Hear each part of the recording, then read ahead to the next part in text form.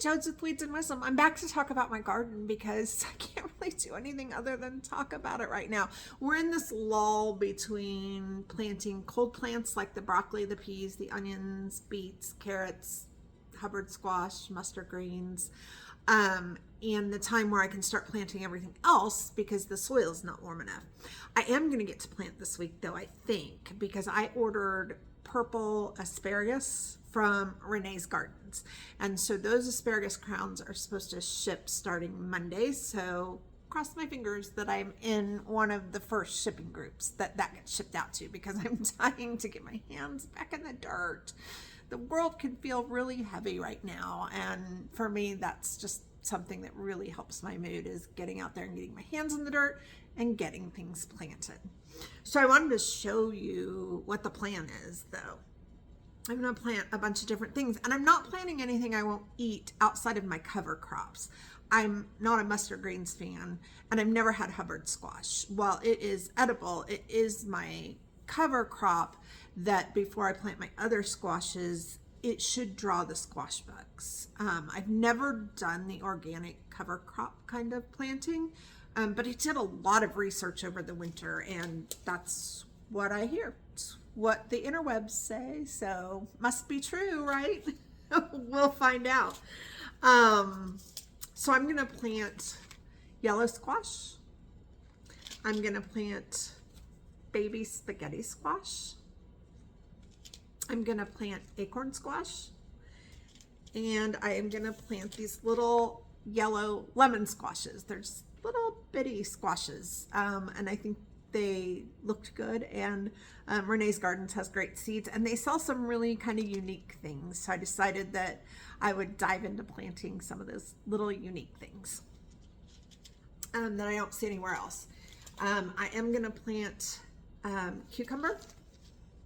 So this is a serpent cucumber. I've never seen that before, again from Renee's Gardens, but I'm going to plant this down the middle of my asparagus bed on a trellis. Asparagus, by the way, is something that I'm not going to get any asparagus this year or next year. It's going to be the year after that before I actually start getting a crop, along with my blueberries, blackberries, raspberries. I also ordered from Territorial Seed a pomegranate bush. Those are things that we're setting up for long term, and we're not going to see anything out of this year, but hopefully they'll at least be pretty.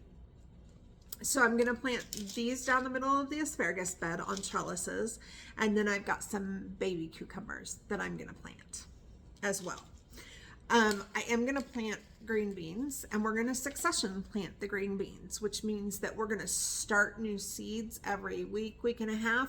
So all summer we have a crop from them.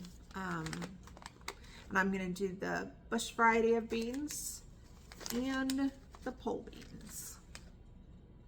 So I've never succession planted before. We're just trying all kinds of things this year. I'm gonna plant both these mini cantaloupes and then jumbo cantaloupes. So I love cantaloupe, love fresh cantaloupe, as well as I've got two varieties of watermelon seeds. So I'm gonna plant sunflowers. Both are a snack sunflower, so you can harvest the seeds afterwards. And then I'm going to plant all kinds of herbs. So a lot of these herbs act as cover crop, like basil, thyme, sage, dill, chives. I'm not going to plant the cilantro. I have the soap gene that makes cilantro taste like soap. Not a fan. I can use a little bit of dried cilantro and things, but fresh cilantro, totally out for me. I am planting this variety of tomatoes, and then this variety of cherry tomatoes.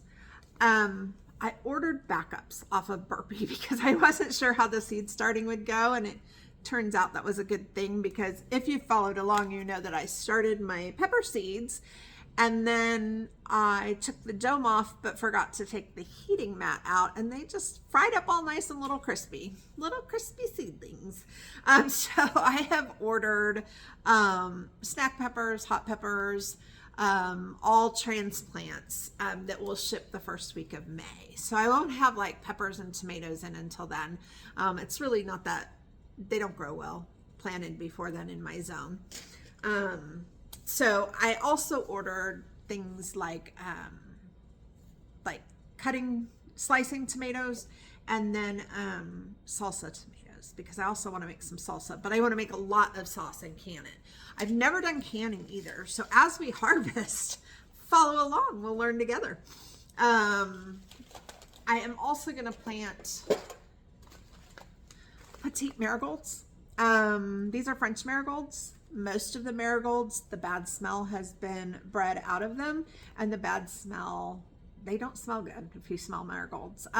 The bad smell is what drives pests away. So petite French marigolds is what I'm going to plant. They will also bring a lot of color and beauty to my garden, as will nasturtiums. Also, nasturtiums are edible. I've never eaten them. Supposedly they taste a little bit peppery. I probably won't eat them because of that, because I grew an aversion to pepper during both of my pregnancies, and my daughters are adults, and to this day I still can't eat pepper. I can eat red pepper, not black pepper. But these are supposed to taste a little black pepperish. So I probably won't eat them, but they're gonna bring a lot of beautiful color to my garden, and if all my research is right, they're gonna drive away pests. Last but not least, I pulled out a packet of seeds the other night that you saw that I didn't know what they were because they were not labeled, and they really aren't labeled. They're coneflowers. And I bought these because they're these really kind of pretty, almost denim washed kind of color. And the only way I knew they were coneflowers is I opened them up and there was this little piece of paper folded up inside. Obviously hand folded, that tells me how to take care of coneflower seeds. Otherwise I would have had no idea what these were. So that's the plan for the garden. We're just in a hurry up and wait right now. So hopefully, you know, it comes fast. The thing I'm going to do tomorrow is I am actually going to get outside tomorrow. It's going to be in the low 70s, but it's like high of 50 something, low 50s today, and I don't want to get outside in that. I'm going to put my irrigation in. We really have a tough time with keeping things damp because it's so windy. It just dries everything out. And right now, especially in my beds, I'm not putting mulch in them because I'm planting a lot of things in just a few weeks, and those seeds need to be able to come up and not have a thick layer of mulch over them. So the irrigation will help that. I'm going to put it in and set it on timers. So if that comes to be tomorrow, I'll show you how we do that. Until next time, peace, love, and gardening.